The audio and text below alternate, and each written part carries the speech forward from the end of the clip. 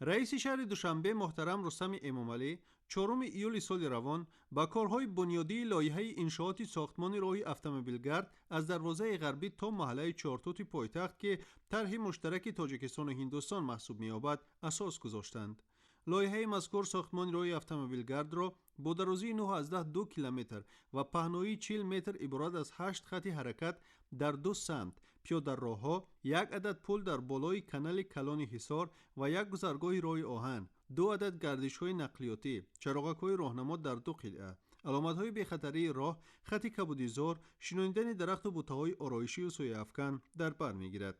رئیس شهر دوشنبه محترم رستم امامعلی و سفیر فوق‌العاده و مختار جمهوری هندوستان در جمهوری تاجیکستان سومنات گوش با گذاشتن سنگ اساس به آغاز رسمی ساختمان این قطعه راه زمینه‌گذاری کردند. راه اتومبیلگرد از دروازه غربی تا محله چهارتوت پایتخت طول کشیده با مبلغ 46.5 میلیون دلار شتات‌های متحده آمریکا ساخته می شود. انشاءات مذکور در دایره همکاری‌های سودمند میان جمهوری تاجیکستان و جمهوری هندوستان از حساب مبلغ‌های گرانتی دولت هندوستان بنیاد می‌گردد. رئیس شهر محترم رستم امامعلی توجه مسئولین دخلدار مقامات اجرایی حاکمیت دولتی شهر دوشنبه و دیگر نهادهای مربوطه را جهت سریع و با صفت بلند مطابق با معیارهای استاندارد بین المللی راهسازی انجام دادن کارهای آمادگی و ساختمانی جلب نمودند.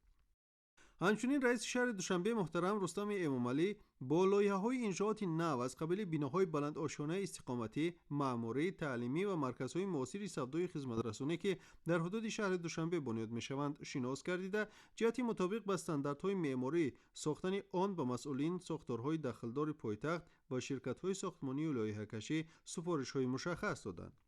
ضمن معرفی طرح انشاءات بنیادشونده به رئیس شهر دوشنبه اطلاع داده شد که کنسپسیای معماری و شهرسازی کوچه صدرالدین عینی از برش کوچه دوستی خلقها تا میدان غلبه در دایره نقشه گنرالی شهر دوشنبه تهیه گردیده در دوام 2 سال بناهای بلند آشیانه استقامتی و معماری در دو شفت راه اساسی با رعایت صنعت بلند معماری ملی و معاصر ساخته می‌شوند. بناهای استقامتی ساخته شونده نه کمتر از 12 آشیانه بوده در ادامه تشبث و اقدامهای سازنده شهرداری که طی 2 سال اخیر باعث به کلی دیگرگون شدن سیمای پایتخت گردیده است، بنیاد انفراستراکچور ضروری به مانند میدانچه‌های بازی کودکان، باغچه‌های بچگانه، مکتب، درمانگاه‌ها، توقفگاه و شبکه‌های آب و کاریز به نقشه گرفته شدند. همچنین در همین کوچه بناهای نوی معموری ساخته می‌شوند. طبق دورنما ساختمان بناهای مؤسسه تحصیلات میانه عمومی رقم 15، کالج صنعتی به نام احمد باباخلف و کالج خریوگرافی به نام ملکه صابرова در نظر است. اقدام مذکور در فراهم آوردن شرایط از این هم بهتری کار و زندگی برای ساکنان مهم ارزیابی گردیده، ساختمان تمام انشاءات در مهلت معین شده با صفت بلند و رعایت تمام طلبات معماری شهرسازی به انجام رسانیده می شوند. جهت وسیع نمودن راهها، چراغانکنی کوچه، بناهای بلندآشیانه استقامتی و معماری و کبودیزارکنی محیط اطراف، اینچنین به نوبت گرفتن انفراستراکچور ضروری از قبیل خطهای آب و کاریز، برق و گرمایدهی، نظام معاصر پرتو و پرتایی، واسطه‌های خدمت‌رسانی داخل بناها نیز سفارش‌های مشخص داده شد.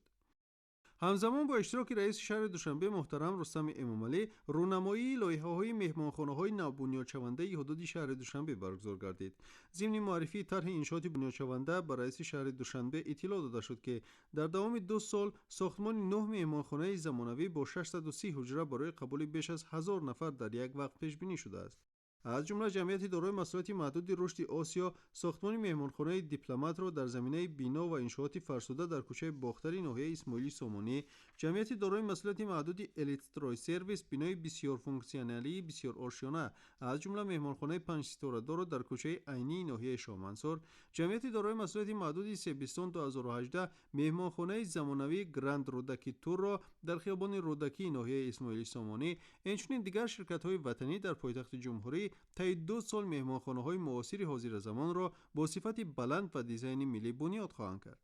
همه مهمانخانه‌هایی که لایحه‌های آنها رونمایی گردید با اینابت طلبات بین المللی صاحب با درجه 4 و 5 ستاره دار ساخته می‌شوند. مهمانخانه‌های بنیادشونده بلند آشیانه بوده از اتاق‌های استاندارد، لیوکس، نیمه لیوکس و آپارتمنت عبارت می‌باشند و با اینفراستراکچور ضروری از قبیل مرکزهای سودا و خدمت‌رسانی، طربخانه، حوض شناوری، مجلسگاه، مرکزهای ورزشی و دلخوشی، طبی، حمام، سینما، توقفگاه‌های زیرزمینی مجهز می‌باشند.